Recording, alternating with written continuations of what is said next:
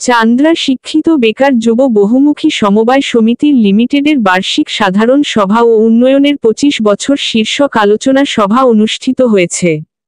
19 ফেব্রুয়ারি বুধবার সকালে চাঁদপুর স্টেডিয়ামে দিনব্যাপী আয়োজিত অনুষ্ঠানে প্রধান অতিথি হিসেবে বক্তব্য রাখেন সমবায় অধিদপ্তরের মহাপরিচালক মোহাম্মদ শরীফুল ইসলাম।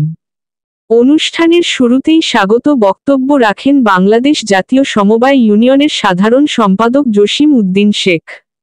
অনুষ্ঠানে বিশেষ অতিথির বক্তব্য রাখেন বাংলাদেশ জাতীয় সমবায় ইউনিয়নের সভাপতি বীর মুক্তিযোদ্ধা মোহাম্মদ আব্দুস সালাম, বাংলাদেশ সমবায় একাডেমি কুমিল্লার অতিরিক্ত নিবন্ধক মেজবাহ উদ্দিন আহমেদ, চাঁদপুর প্রেসক্লাবের সভাপতি রহিম বাদশা, সাধারণ সম্পাদক, কবি ও লেখক কাদের পলাশ সহ সমবায় সমিতির বিভিন্ন পর্যায়ের কর্মকর্তা কর্মচারীবৃন্দ। ধন্যবাদ সুধীমণ্ডলী। আমাদের মাঝে অনুষ্ঠানে সভাপতিত্ব করেন চট্টগ্রাম বিভাগীয় সমবায় দপ্তরের যুগ্ম নিবন্ধক মোহাম্মদ দুলাল মিয়া।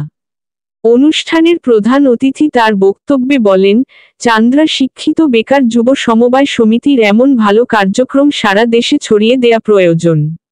কারণ এই সমিতির ব্যবস্থাপনা খুবই ভালো এবং দক্ষ, যার কারণে বিগত 25 বছর ধরে চান্দ্রা শিক্ষিত বেকার যুব সমিতি অনেক সুনাম ও সাফল্যের সাথে কাজ করে যাচ্ছে।